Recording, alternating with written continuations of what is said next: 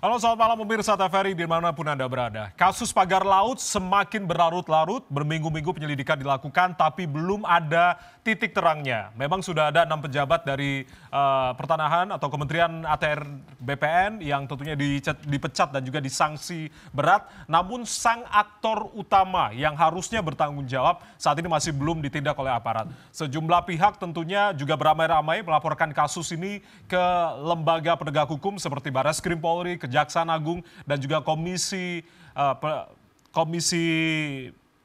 Pemberantasan Korupsi atau KPK. Hasil dari investigasi Ombudsman sendiri menemukan ada 6 indikasi pidana dalam kasus pagar laut ini. Di antaranya adalah penguasaan hak atas tanah di atas laut, status yang tidak berizin, mengganggu ketertiban umum, merugikan masyarakat, lalu juga ada temuan 2 surat palsu untuk mendukung upaya dari pengajuan ruang laut dan juga potensi dampak lingkungan. Benarkah ada kong kali kong dalam pembelian sertifikat tanah di atas laut? Mampukah juga pihak penegak hukum menjerat sang aktor utama dan juga pemain lapangan di balik terbentangnya pagar laut? Kita akan bahas dalam dialog Fokus terkini edisi malam hari ini bersama saya Ardianto Wijaya dengan judul Jerat Hukum Pagar Laut. Sudah hadir sejumlah narasumber, kita akan ajak diskusi di Studio 7 TVRI malam hari ini dan juga bergabung secara daring. Kita akan perkenalkan satu persatu. Di sebelah kanan saya ada Bang Saud Sitomorang, Wakil Ketua KPK periode 2015-2019 yang kemarin juga melaporkan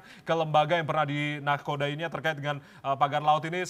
Bang Saud, selamat malam, salam sehat. Selamat malam, salam sehat Pak Jaya. Terima kasih sudah hadir di malam hari ini. Nanti kita juga akan tanyakan terkait dengan laporan yang kemarin sudah dilayangkan ke KPK. Lalu di sebelah kanannya dari Bang Saud ada Bang Fadil Afriyadi, Komisioner Ombudsman Republik Indonesia Provinsi Banten yang kemarin juga lantang dalam konferensi persnya. Bang Fadil, selamat malam, salam sehat. Salam sehat. Baik, terima kasih sudah hadir malam hari ini. Sebelah kiri saya ketemu lagi Ca M. Rofi Muklis, Ketua Umum Barisan Kesatria Nusantara. Ca Rofi, assalamualaikum, selamat malam.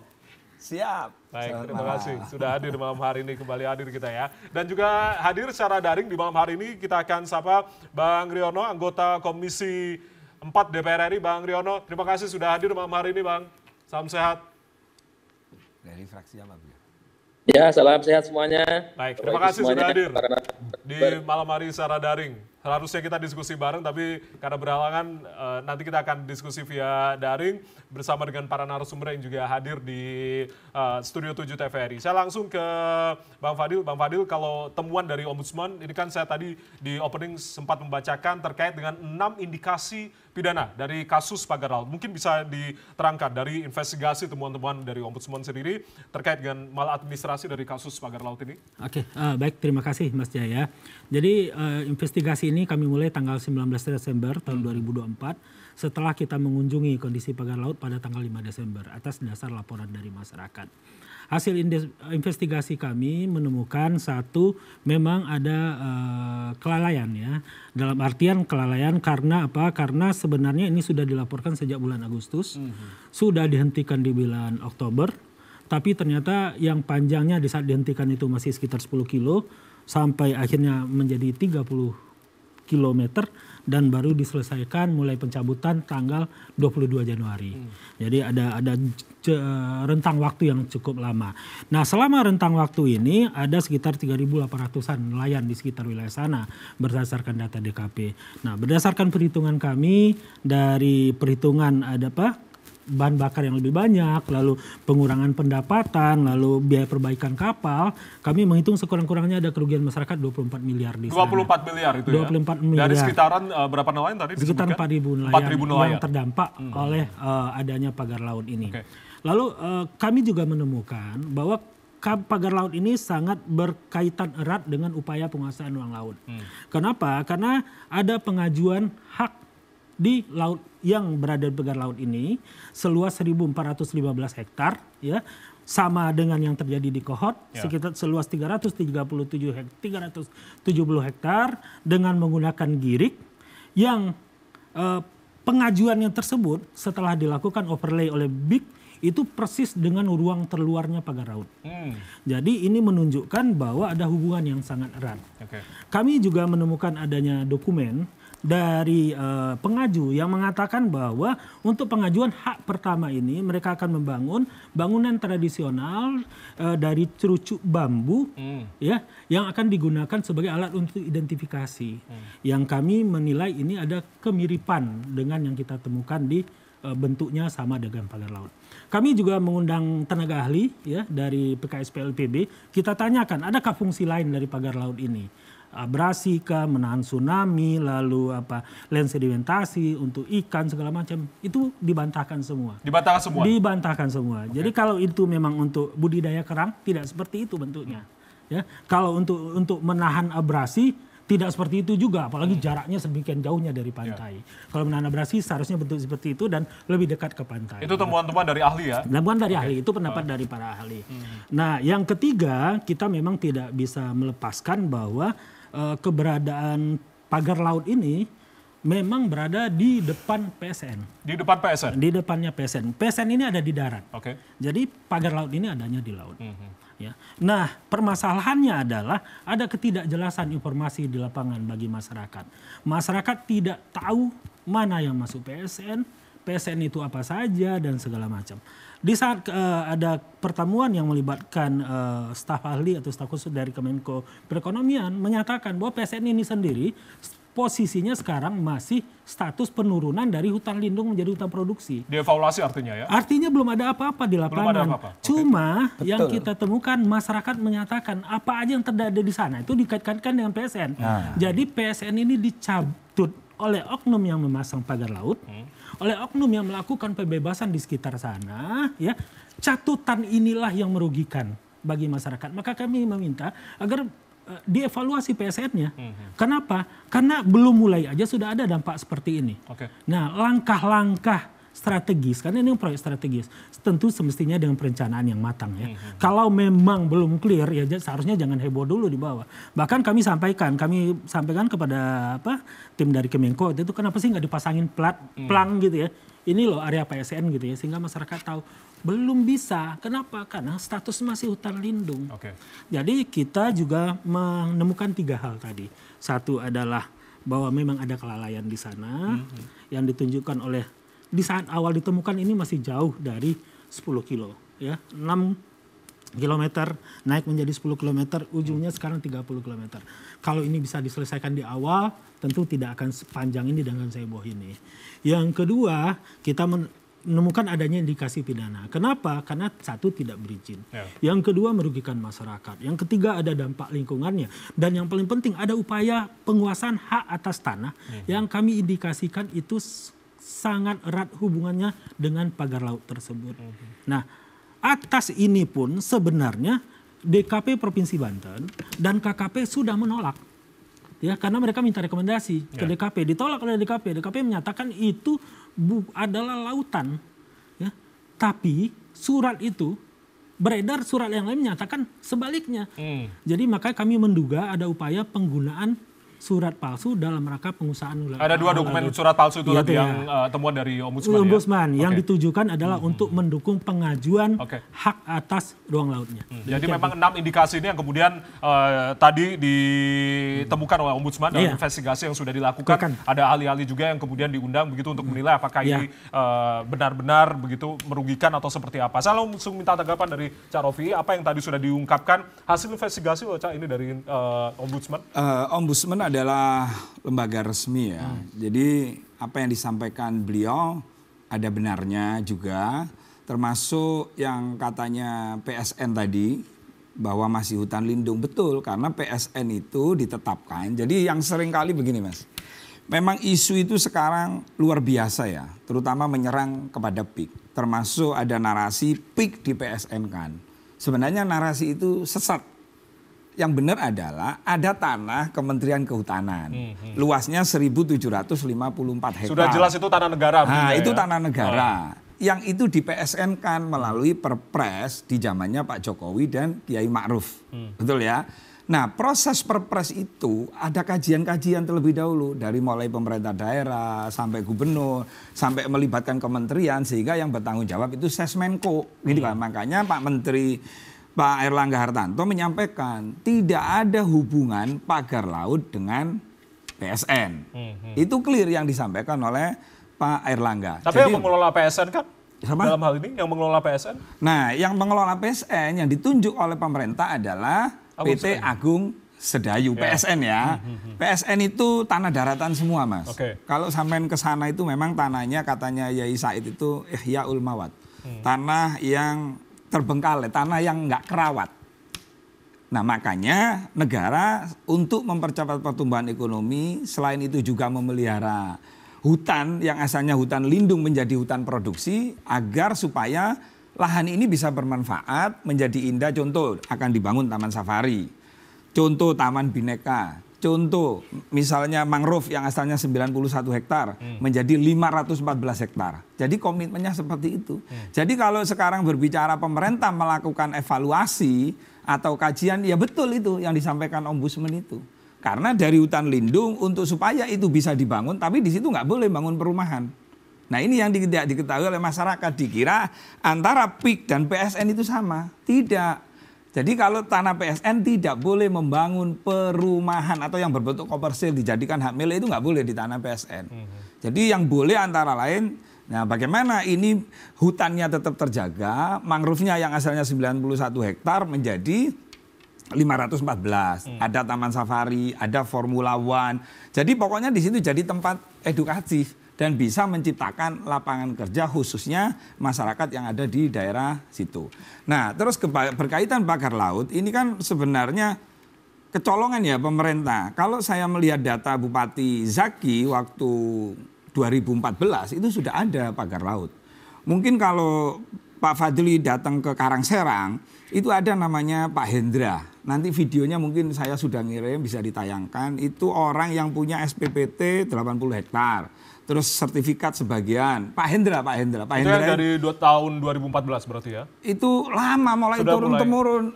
Mulai tahun 82 dia sudah punya orang tuanya gitu loh. Nah waktu itu ditawarkan, minta tolong kan ke saya. Katanya saya dianggap kenal lah sama PT PIK.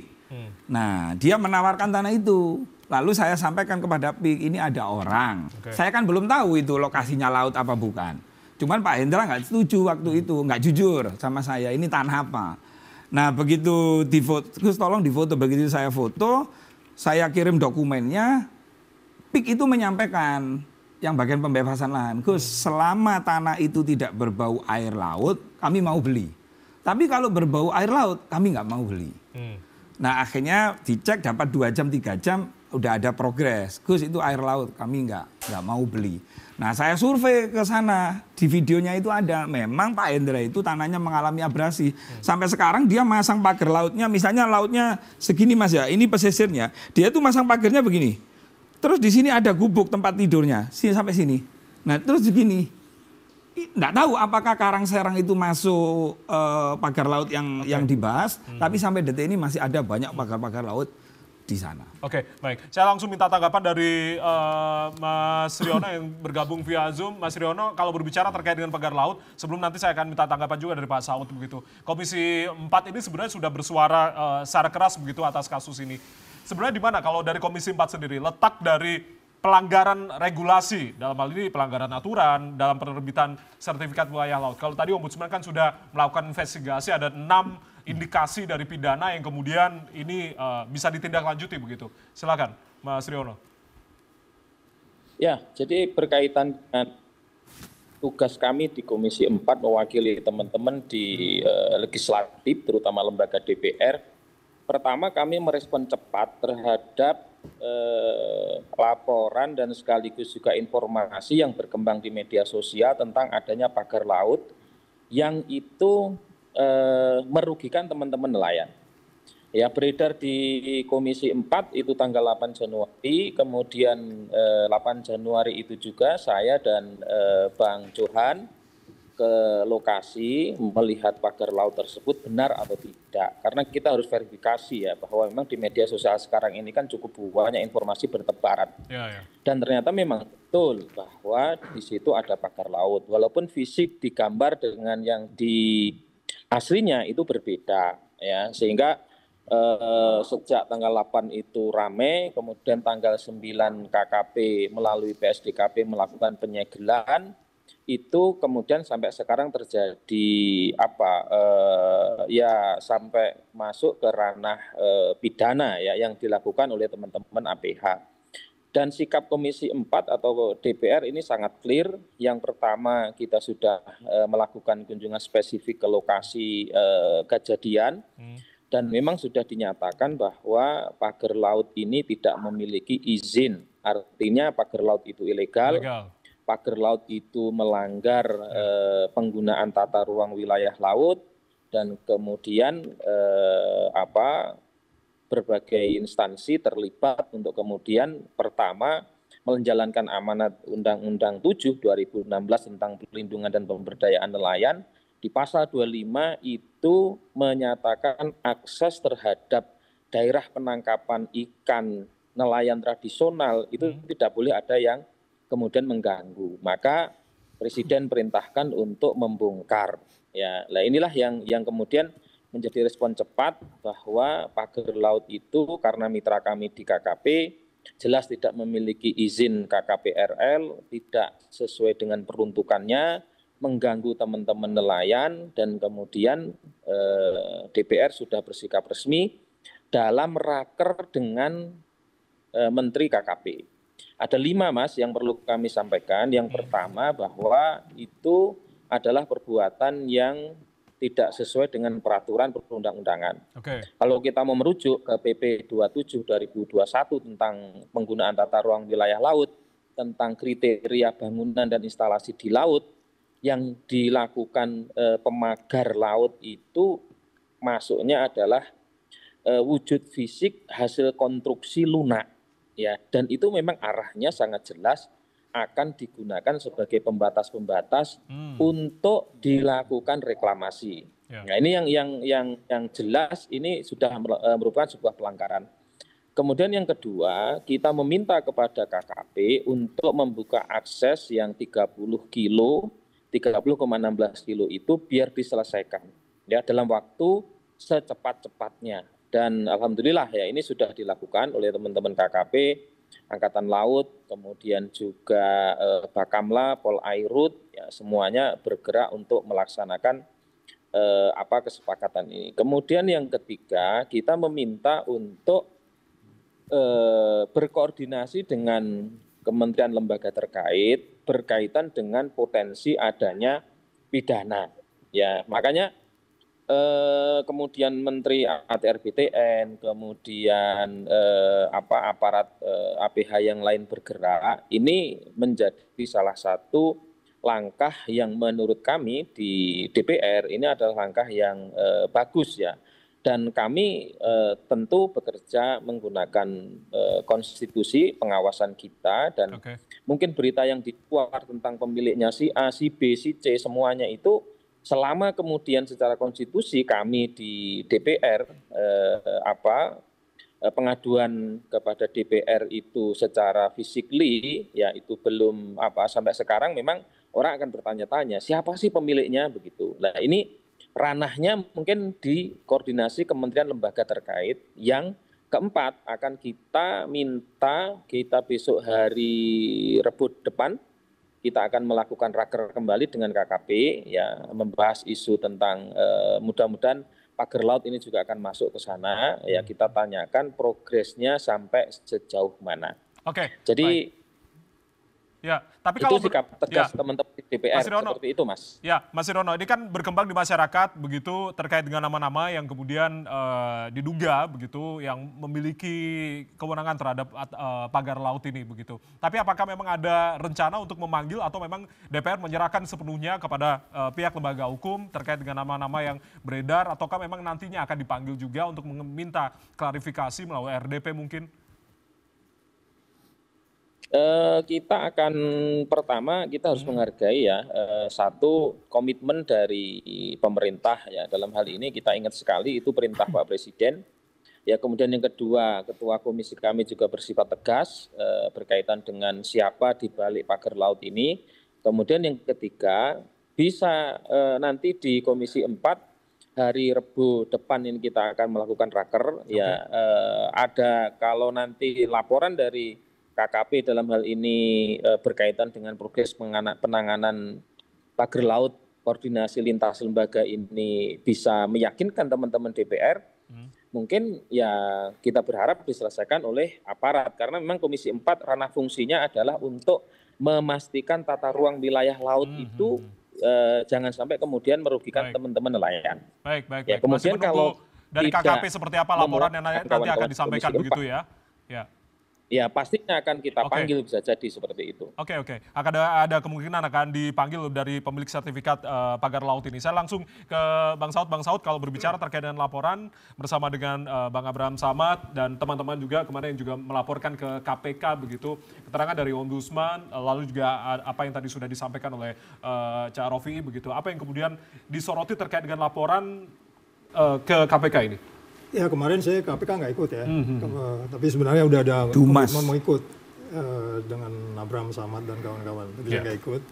Jadi intinya sebenarnya yang mau disampaikan itu kan sebenarnya kalau lihat apa yang terjadi sekarang ini kan, kalau kita mau melihat sebenarnya yang belum diatur di Republik ini apa sih? Bahkan ketika tanah Anda di laut, tanah Anda ini kena air hilang, Undang-Undang tahun 60 udah bilang itu HGU HGB-nya hilang, musnah. Itu jelas, itu undang-undang tahun 60 itu. Jadi sudah banyak undang-undang yang mengatur sebenarnya soal yang disebutkan oleh teman Fadli tadi dari Ombudsman untuk bisa menyimpulkan ada 6 poin itu kan semua sejumlah aturan-aturan yang dilanggar kan. Nah pertanyaannya sekarang, siapa sih yang paling bertanggung jawab sehingga kemudian kok sejumlah aturan ini tidak jalan pada mestinya? Karena ada 3 lembaga begitu kan yang mengusut. Saya pikir lebih dari KPK, 3 lembaga. Lebih dari 3 lembaga. Kalau umpamanya saya nelayan, hidup saya terancam, kepolisian juga punya tanggung jawab menghalangi kehidupan saya gitu. Iya kan? Saya harus muter jauh segala macam itu kan. Ini kan hidup kita ini di Indonesia nih yang paling tinggi itu adalah keselamatan rakyatnya. Jangan lupa kalau saya bicara rakyat termasuk pengusaha juga loh. Ya kan? Bisa termasuk pengusaha juga. Nah sekarang ini kan semua carut marut. Pengusahanya carut marut, rakyatnya carut marut, pemerintahnya carut marut, pejabatnya carut marut, semuanya carut marut. Kalau nggak carut marut nggak begini dong. Iya kan? Artinya gini loh. Kita tadi di depan sudah bicara bahwa semua sudah ada aturannya, tapi kenapa nggak ada jalan aturan itu? Kita masih bersyukur ada Ombudsman yang masih mau melihat, ini loh, kamu nggak sesuai dengan ini. Ini kewajiban kamu ini sebenarnya ini, tapi kamu nggak lakukan ini, kan gitu kan? Nah, kembali pertanyaannya adalah, kalau kita bicara ke depan sebenarnya ada mimpi pemerintah, ekonomi tumbuh 8%, ya kan? Kan mimpinya begitu. Kalau saya selalu bilang kalau mimpi ekonomi 8%, kamu indeks persepsi korupsinya harus 60. Nah ini kan jadi bahan pertanyaan gitu loh. Oke, ada mimpi-mimpi besar dengan pantai yang nantinya itu akan ada mangrove yang menangkap karbon sehingga mengeluarkan oksigen segala macam 500 hektar tadi itu. Itu kan mimpi-mimpi besar. Mimpi-mimpi besar itu semuanya kan jadi buyar sekarang kan. Ini saya melihatnya ini dari 2 perspektif ya. Dari perspektif bagaimana bisnis harus dijalankan, bagaimana perspektif anti korupsi harus dijalankan, yang disebutnya good corporate governance tadi, bagaimana Ombudsman harus mengatakan ini yang benar. Jadi sekarang di mainstream di dunia internasional itu ada yang disebut sebagai ESG. Jadi Anda dalam melakukan apapun, ya kan, harus melakukan apa yang namanya economic itu. Anda harus memperhatikan sosialnya, Anda memperhatikan governance-nya. Nggak bisa Anda bicara ekonomik saja, sosialnya Anda abaikan, governance-nya Anda abaikan. Ini kan kita hari ini bicara ekonomi toh. Nah, sosialnya diabaikan. Lu gimana perasaannya nelayan kayak begitu? Terus bagaimana governance-nya? Yang semua harusnya bertanggung jawab nggak paham. Seperti nggak mau tahu. Jadi isu ESG ini menjadi bagian penting. Bahkan kemarin kan kita lihat, PIK kan sahamnya jatuh tuh. Sahamnya jatuh hampir 17% di pasar modal. Tiap tahun yang namanya Jakarta Stock Exchange itu bicara ESG loh. Jadi Anda kalau mau bisnis pun, Anda paham lah yang namanya ekonomik yang benar, Anda sosial yang benar, perhatikan semuanya lingkungan dan governance-nya. Jadi ini sekarang kita nggak komprehensif berpikir seperti itu. Ya kan? Tapi kalau kita bicara sampai detail-detail bagaimana sebenarnya pengusaha harus melakukan bisnisnya, kalau kita bicara pertumbuhan ekonomi, udah pastilah Anda nggak akan bisa maju kalau ekonominya nggak maju gitu kan. Tahan dulu Bang Saud, Ya. nanti kita akan teruskan apa yang tadi komentar dari Bang Saud, tapi kita akan jeda dulu ya. Usai jeda, Bang Saud akan melanjutkan terkait dengan tadi kerangka untuk kemudian nanti kita sama-sama berbicara terkait dengan bagaimana proses laporan ke KPK yang dilayangkan oleh Bang Saud dan juga Bang Abraham Samad dan teman-teman. Usai jeda kami akan kembali.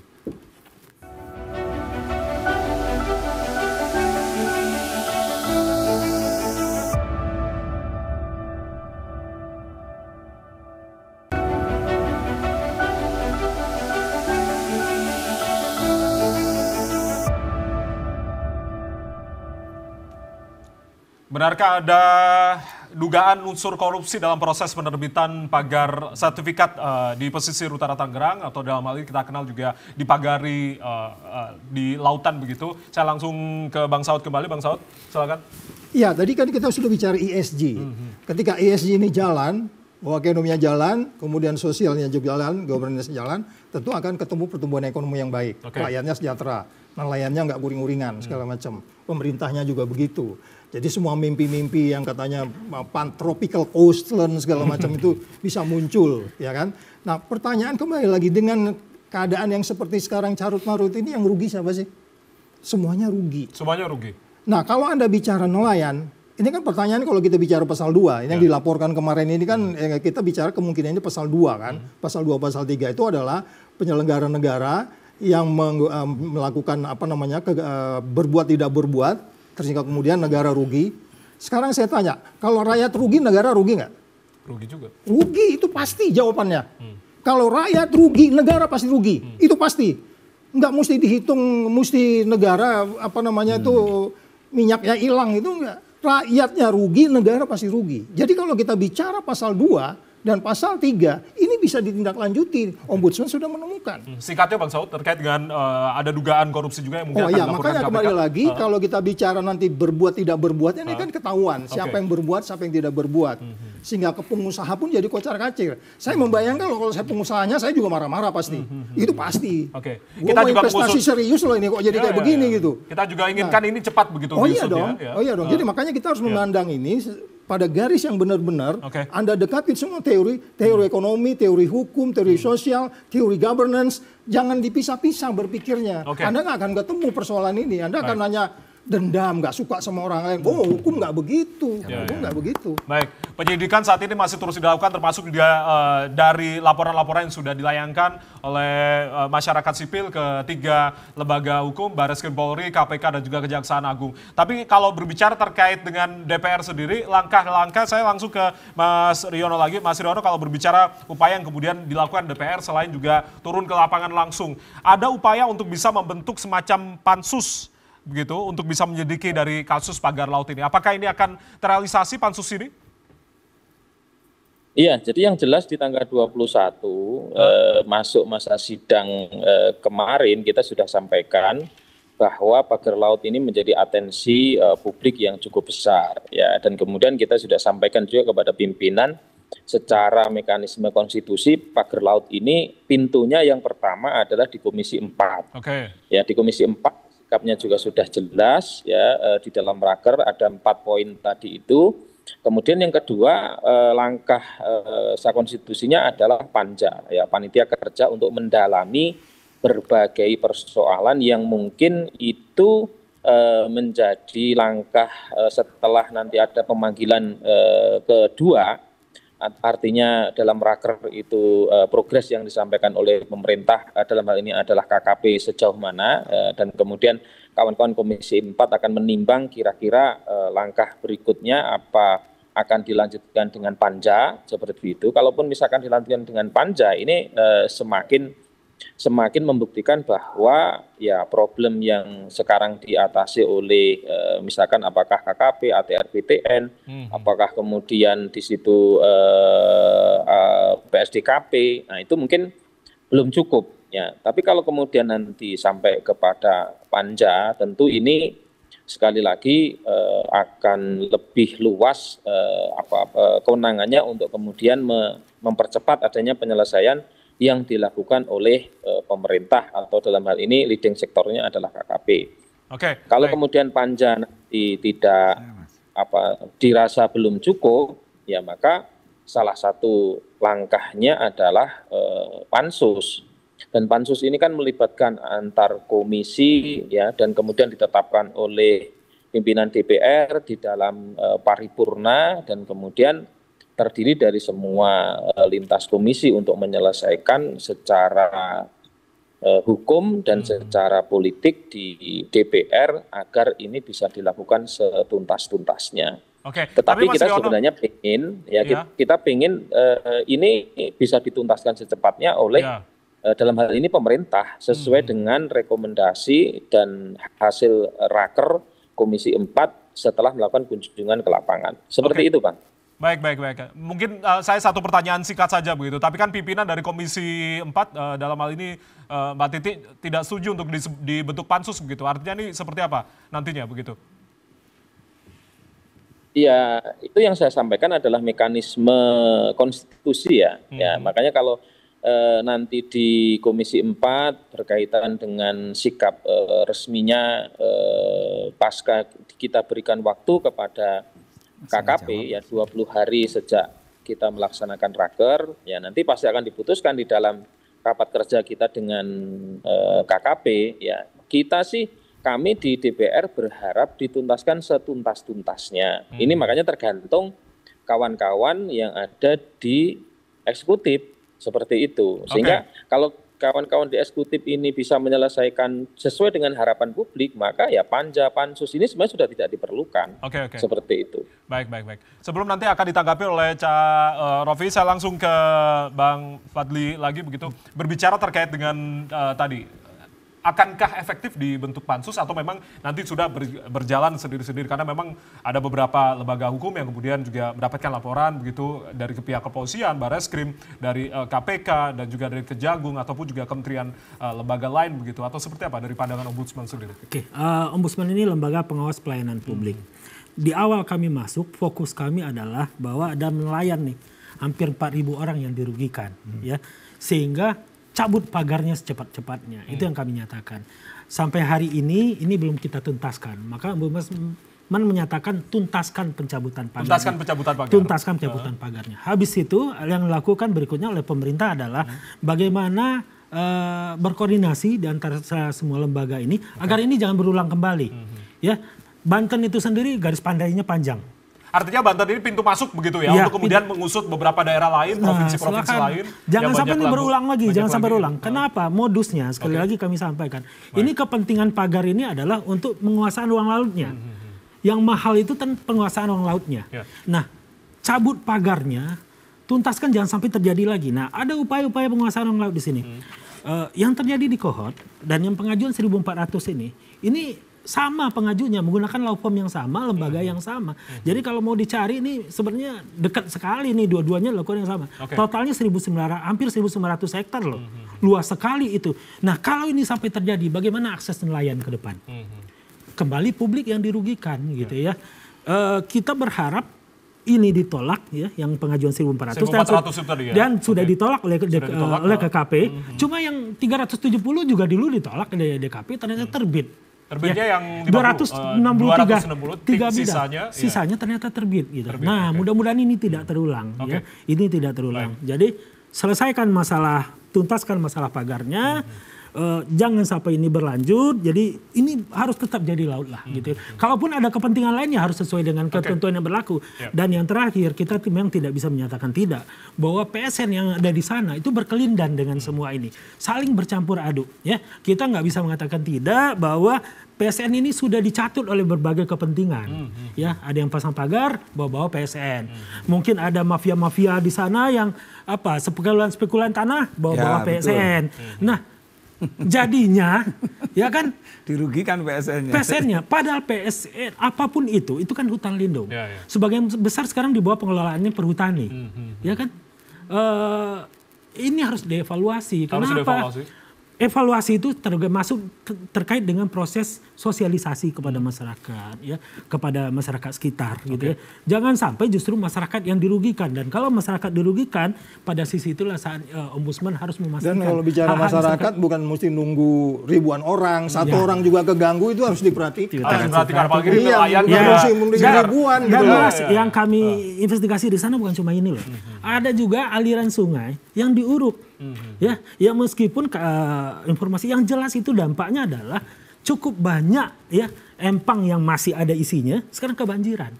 Ya, sekarang sudah dibuka airnya. Ya. Tapi kemarin kami dapat laporan lagi ada beberapa titik yang lain belum dibuka. Nah, ini ada beberapa titik yang belum dibuka. Belum dibuka. Ini gitu. Kemarin juga diterangkan oleh Cak Rofi begitu. Ini komentar apa yang tadi sudah diterangkan oleh Bang Fadli begitu. Ternyata ada beberapa titik lain yang belum dibuka begitu. Iya. Jadi sebenarnya waktu pengurukan, rame pengurukan itu, saya juga cek ke teman-teman PIK. Memang ada miskomunikasi antara sopir truk sama mandor. Kemudian langsung dibersihkan. Sayangnya yang bikin konten sungai diuruk, nggak bikin konten ketika dibersihkan. Tadi kan dijawab sudah dibersihkan. Nah kalau ada lagi, artinya begini, namanya proyek besar. Pasti ada pasti ada kesalahan kan begitu. Tapi tidak boleh menggugurkan. Misalnya proyek yang besar, proyek PSN terus kemudian dibatalkan, hanya kan diperbaiki itu namanya. Tabayun, klarifikasi itu.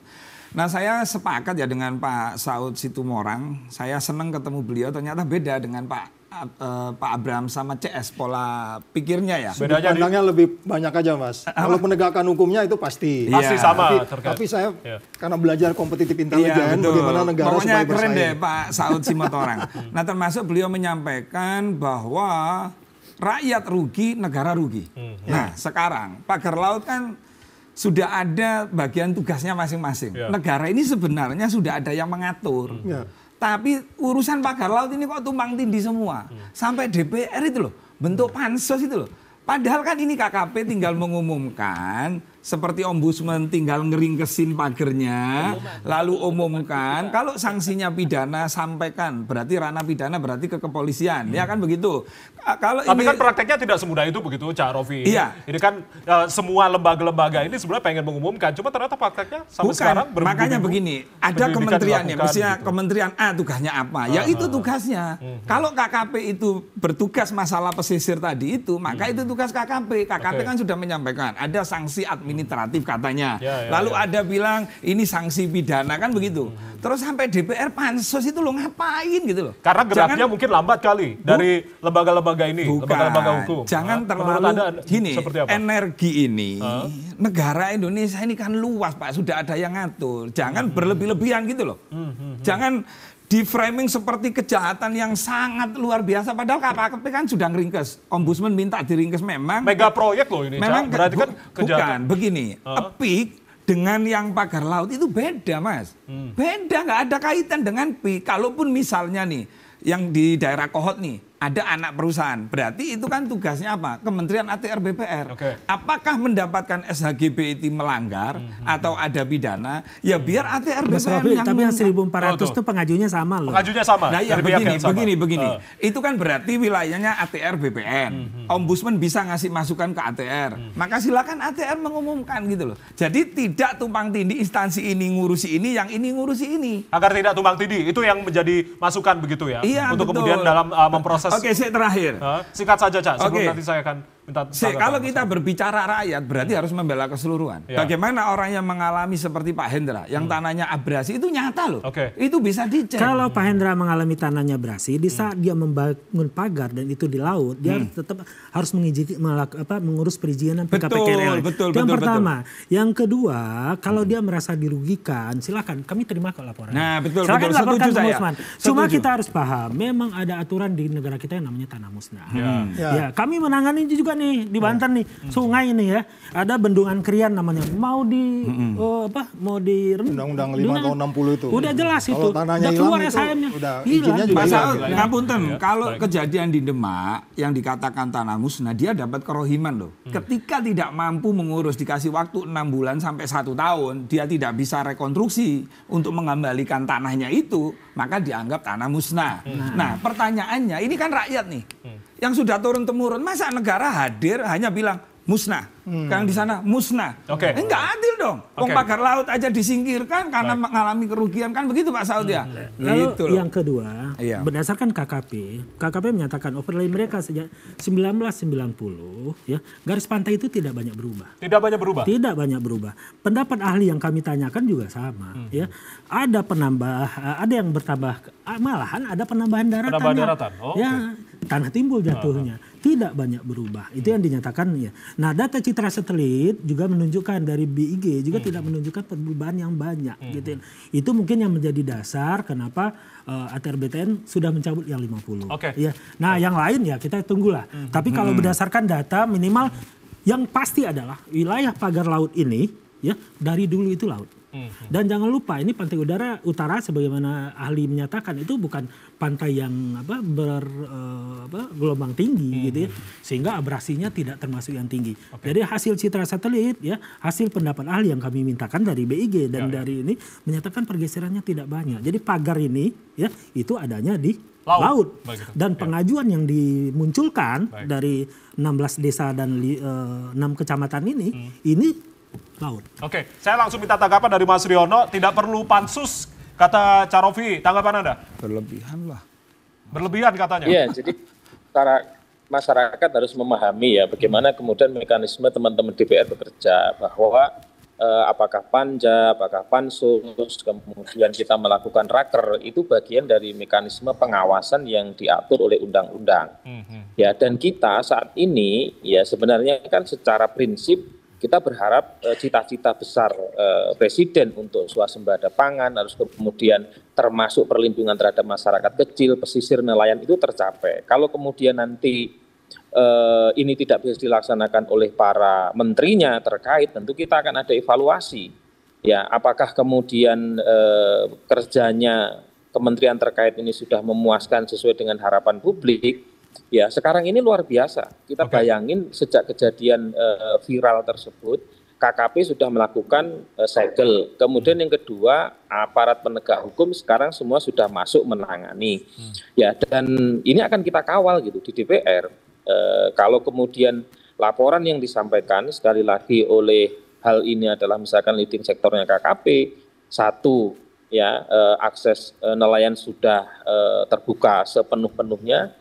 Kemudian yang kedua berkaitan dengan masalah pidana dan lain-lain ini juga terpenuhi, maka ya panja dan pansus bisa jadi nggak akan ada. Tetapi kalau kemudian dalam pengawasan itu menurut teman-teman DPR belum memuaskan sesuai dengan mekanisme perundangan, ya sangat mungkin ya kemudian ada panja di Komisi 4 ya ataukah kemudian nanti secara resmi yang lebih tinggi itu ada di pimpinan DPR melalui pansus. Seperti itu, Bang. Oke, rasa-rasanya belum memuaskan masyarakat karena ini berlarut-larut, berminggu-minggu begitu. Kita harapkan secepatnya akan kemudian proses dari tindak pidananya, karena banyak tadi indikasi-indikasi yang sudah disampaikan oleh Ombudsman. Saya langsung ke Pak Saud. Pak Saud, ini kan 3 instansi penegak hukum bergerak untuk kasus yang sama begitu. Artinya agar tidak tumpang tindih, agar tidak menghambat satu sama lain, sebenarnya sinergi seperti apa yang harusnya dilakukan? Ya, mereka udah ada komitmen kok, udah ada MOU, KPK, kepolisian, kejaksaan itu udah ada MOU. Tinggal nanti dibagi kerja. Kalau KPK itu kan fokusnya penyelenggara negara. Penyelenggara negara fokus masuk pintu masuknya dia penyelenggara negara. Jadi apakah pasal 2, pasal 3 atau nanti mereka bisa menemukan indikasi suap ya atau gratifikasi itu soal lain. Nah, tapi kalau dari sisi kejaksaan mereka kan sudah masuk, mereka bisa masuk di swastanya juga. Demikian juga polisi, mereka bisa masuk dari sisi swastanya. Nah, kalau KPK kemarin kita hadir ke sana itu adalah untuk mereka melihat dari perspektif yang lebih payung yang di atas. Karena bagaimanapun KPK fungsinya itu kan koordinasi, supervisi, monitoring, pencegahan dan penindakan dan trigger mechanism. Artinya kalaupun di kejaksaan lambat, di kepolisian lambat, KPK sebenarnya bisa men-trigger itu. Koordinasi supaya kasus ini menjadi terang. Kerugiannya sudah jelas di depan mata gitu ya. Tinggal kita sekarang yang saya sebutkan di bagian depan, siapa berbuat apanya ini, ya kan? Siapa nanti belum tentu juga umpamanya ini di level atas bisa juga level-level lapangan aja yang main-main nih kan? Kita kan nggak tahu gitu loh. Ya, oleh sebab itu diperlukan pendalaman ya, walaupun kita kemarin menyampaikan apa yang kita sebut sebagai pengaduan masyarakat untuk kemudian ditindaklanjuti. dan kemudian mereka mendalami, dan ini kasusnya simpel kok ini. Ya kasusnya simpel tapi berlarut-larut begitu lama begitu. Gimana menurut Bang Saud sendiri? Kenapa ini lamanya? Nah, karena memang terlalu banyak sekali yang memiliki karena di laut. Ya itu saya bilang, ini karena apa? Karena sebenarnya simpel aja nih. Yang harusnya magarin korupsi malah magarin laut, sebenarnya itu aja. Yang harusnya magarin korupsi, magarin laut. Malah magarin laut. Jadi ruwet gitu loh. Ya kan? Jadi makanya saya mengatakan diselesaikan aja dalam pengertian gini. Saya tadi formatnya tetap ya, economic, social, governance. Ini Anda nggak boleh pisahkan. Ya kalau sosial itu nelayan itu menderita banget, selesaikan secepatnya. Itu udah diselesaikan. Bahkan amfibi, tank amfibi aja turun untuk menyelesaikan itu. Tapi belum diringkes semua ya? Iya. Itu belum masih belum. Itu segera karena ini kehidupan banyak orang nih, kehidupan nih. Jangan-jangan harga ikan di pasar belakangan mahal karena nelayan susah nangkap ikan juga kan. Nah terus kemudian governance tadi. Di situ di governance itu tentu Anda akan, kalau anti korupsi selalu saya katakan Anda harus transparan. Transparan, akuntabel, bebas dari konflik kepentingan. Ini kan konflik kepentingan banyak nih. Ya kan, jadi pengusahanya bingung nih. Saya ngebayang kalau saya pengusahanya nih. Pasti pusing. Banyak banget ini yang datang ini nih. Udahlah, kita tahu lah negeri ini. Kan, gitu. Ya kan? Pasti pusing sudah. Jadi maksud saya, apa begitu? Makanya saya bilang kembali lagi, kenapa kita dapat indeks persepsi korupsi 34? Salah satunya cara kita menjalankan ekonomi kan rendah sekali. Kita dapat 40. Cara kita menjalankan hukum dapatnya itu 34. Cara kita menjalankan yang lain-lain juga. Jadi sekali lagi mari jangan dianggap ini persoalan yang sederhana. Karena ini sudah menjadi berita yang cukup menarik. Yang ada tank amfibi yang harusnya untuk perang digunakan untuk nyabutin pagar gitu. Udah begitu pentingnya Presiden mendeliver message ke masyarakat. Nah oleh sebab itu sesuai dengan tugas kita masing-masing, KKP apa, kehutanan juga lihat nih, kehutanan belum lihat nih saya nih. Ya apa mereka kerjanya, apa benar petanya seperti itu, baru KPK-nya sudah jelas, Anda targetnya adalah penyelenggara negara, dalemin yang dilaporkan itu siapa saja. Kalau tidak bukti, ini hukum tidak dibangun dengan dendam. Tapi yakin KPK akan gerak cepat? Ya harus diyakini, ya harus dikontrol terus gitu kan, sampai kita ketemu apa yang kita sebut 2 bukti yang cukup untuk kemudian dilakukan penindakan kalau bicaranya pasal 2 pasal 3. Karena ini kita penyelenggara negara kemungkinan ke pasal 2 pasal 3 kan. Kecuali ada kickback, kita nggak tahu kan. Pengusaha diminta-mintain sehingga berani masang pagar gitu. Itu kan kita nggak tahu tuh. Walaupun kita belum tahu loh yang masang pagar itu siapa. Nah itu kan perlu dibuktikan dulu gitu ya. Nah, jadi sekali lagi ini banyak kerja yang menurut saya sebenarnya bisa dikerjakan dengan senyap. Bila perlu ini wawancara terakhir juga, TV-TV nggak usah lagi udah. Iya. Ngurusin pagar makan. Karena begitu lambat begitu ya prosesnya dari penyidikan. Tapi kalau nggak selesai ya pasti diramein terus. Karena beliau ditagih juga kan Ombudsman. Termasuk saya ini, kamu nggak ikut kemarin, Samad pergi kamu kok nggak ikut. Oke, saya langsung ke Pak Mahdi. Pak Mahdi, kalau bicara administrasi ini terkait dengan 6 tadi ini hanya melibatkan pemain di lapangan atau aktor besar begitu? Ya, sekali lagi Ombudsman itu mengawasi penyelenggara pelayanan publik. Bukan dalam hal ini adalah pemerintah. Ya, makanya kami menyatakan maladministrasinya adalah kepada siapa penanggung jawab di sana. Itu kan di bawah 12 mil maut ya. Kami mengapresiasi upaya yang sudah dilakukan oleh DKP, KKP segala macam ya. Tapi kenyataan kan kita tidak usah ubah bahwa ternyata untuk pagar yang banyak orang bilang sederhana ya, tapi ternyata butuh waktu yang sangat lama, bahkan sampai hari ini masih belum terselesaikan. Nah, itu tentu harus kita selesaikan dengan secepatnya. Jadi rekomendasi tindakan korektif kami adalah 1, tuntaskan pencabutannya. Yang kedua, koordinasi antara DKP Provinsi Banten dengan KKP untuk permasalahan ini semua, serta aparat hukum ya, agar ada sanksi pidana dan administrasi. Dan kayaknya semua dokumennya sudah dipegang gitu ya. Tinggal ya Bapak sampaikan saja, tinggal dijalankan ya, mudah-mudahan ini clear bisa kita selesaikan. Dijalankan termasuk ide kalau mereka terupikal koselnya harus jalanin aja gitu. Itu kan nangkep karbon loh, walaupun Amerika udah mau lari dari komitmen Paris ya. Bukan berarti kemudian kita tuh Amerika aja berhenti tuh dari komitmen Paris. Enggak lah, biarin aja Amerika. Kita tetap aja nangkepin karbon kan gitu kan. Baik. Saya langsung ke Cak Rofi. Publik ini tentunya menganggap dari pemagaran laut ini sebagai motif penguasaan laut oleh pihak korporasi begitu. Ini ada beberapa pihak yang kemudian mendorong segera cepat dilakukan. Bagaimana kemudian? Pada prinsipnya kami mendukung semua kawan-kawan aktivis mau melaporkan karena negara kita negara hukum, kita dukung, termasuk kemarin kami di CNN juga mendengarkan siapa itu Bang Hufron yang melaporkan ke KPK Dumas, bukan lapor, masih Dumas kan seperti itu. Nah, artinya begini Mas. Tolong dipisahkan antara PSN dan proyek PIK. Urusan pagar laut ini kan urusan yang berbeda dengan PSN maupun PIK. Paham ya? Tapi kan berkelindan tadi kata Bang Fadli juga. Oke, boleh begitu. Tapi harus clear dulu biar nggak mengganggu yang besar ini. Nah, sekarang kalau pagar laut, siapa pelakunya misalnya? Kalau itu menjadi kejahatan yang luar biasa. Siapa yang bertugas? KKP misalnya. Silakan umumkan. Kalau misalnya terjadi tindakan pidana, misalnya kan ada tuh yang laporan polisi, Pak Johandani juga sudah sering jumpa pers kan begitu. Terus kemudian urusan tanah, berarti ATR BPN. Mas Nusron kan sudah bolak-balik nih, kerja luar bersih. Lah kita beri kesempatan, namanya menteri masih baru di bidang ATR BPN. Tapi kerjanya saya kira sudah bagus, sudah mengumumkan ada 263 kan seperti itu. Nah ini kita tunggu gitu loh. Karena kenapa kok lama? Bisa saja jangan sampai ketika mengumumkan itu salah. Maksudnya salahnya di sini? Salah mengumumkan. Ternyata mengumumkan. itu bukan misalnya. Makanya katanya Pak Saud Situmorang untuk mengumumkan suatu tindakan kejahatan kan dibutuhkan. 2 alat bukti itu kan. Keterangan saksi buktinya apa gitu. Ya harus sabar. Cuman karena teman media ini seneng ngurusin terus ini. Kan ini jadi rame terus kan. Karena kita kan mengawal kasus begitu. Betul, kami setuju. Kami sepakat mengawal kasus itu. Jadi PSN ini kan sebuah sesuatu yang baik ya untuk bangsa ini. Kebetulan ada pengusaha yang mau membiayai itu. Namanya Agung Sedayu itu 40 triliun.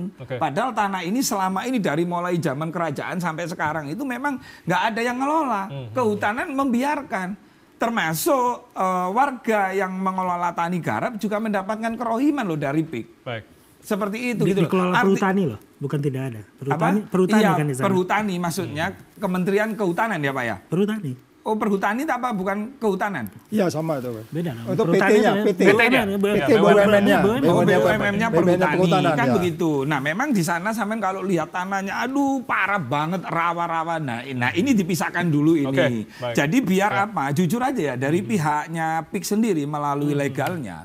Justru semakin cepat diumumkan siapa pelaku misalnya. Atau yang masang, atau yang membiayai, silakan, nggak masalah. Gitu semakin cepat semakin baik untuk jangan dikaitkan gitu ya? Misalnya negara dalam negara terus kemudian Cinaisasi ini kan merugikan padahal PIK itu 165.000 tenaga kerja di pundaknya Pak Aguan dan dia diharapkan tentunya cepat untuk diumumkan siapakah nanti akan bertanggung jawab ini. Saya langsung ke Mas Riono ini seharusnya menjadi pintu masuk agar kemudian bisa dibongkar secara tuntas, maka jangan sampai kita kalah begitu melawan oligarki yang berkolusi dengan kekuasaan. Jangan sampai ini juga banyak pagar laut yang bermunculan, Sidoarjo, Sumeneb, lalu juga NTB, Papua, Bekasi begitu. Kan apa yang kemudian harus diperhatikan ini untuk mengusut tuntas? Baik, pagar laut yang ada di Tangerang, kemudian di Bekasi, kemudian ada di Pulau Surabaya, Seribu, kemudian Sidoarjo. Itu tentu menjadi otokritik ya tentang pengelolaan wilayah laut, tata ruang wilayah laut bagi pemerintahan sekarang. Artinya tumpang tindih yang tadi disampaikan oleh kawan-kawan di Mas Riono studio untuk kemudian ada sinkronisasi. Kita halo. Ya, silakan. Kita juga nggak bisa bekerja sendiri-sendiri, ATR sendiri, KKP sendiri, kemudian kehutanan sendiri. Kalau itu akan semakin lama. Ya, makanya di Komisi 4 juga disampaikan untuk kemudian menuntaskan koordinasi lintas lembaga untuk menyelesaikan secepatnya berkaitan dengan pagar laut ini. Ya nanti biar nggak merembet ke wilayah-wilayah yang lain. Ya kalau ini kemudian rame, nanti kemudian saya dapat aduan dari Surabaya, rame lagi. Lah kapan kita mau menyelesaikan mensejahterakan masyarakat nelayan di situ? Nggak bisa dengan cara seperti ini.